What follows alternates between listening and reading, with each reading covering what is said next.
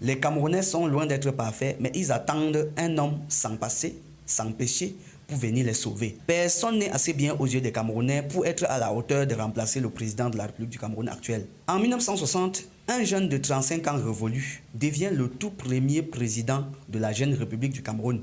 Très jeune et ambitieux, tout le monde voyait en lui l'espoir parce qu'il était venu remplacer l'ancien maître blanc. Et chaque Camerounais pouvait lui donner sa vie pour l'accompagner dans sa mission, qui était celle de permettre aux Camerounais de vivre dignement sur cette terre qui est la nôtre. Il était humble et très dynamique, sans histoire, sans passé suspect. Il était presque sans péché pour les Camerounais. Mais malgré ses efforts qui lui ont permis de mettre le Cameroun sur le chemin du développement, il a été aussi le premier responsable de l'assassinat de l'ensemble des martyrs indépendantistes qui revendiquaient la véritable indépendance du Cameroun. Autrement dit, il a choisi de continuer de servir son maître que de suivre ses frères pour avoir la chance de mettre un terme de façon définitive à ce passé colonial qui nous hante encore jusqu'à aujourd'hui.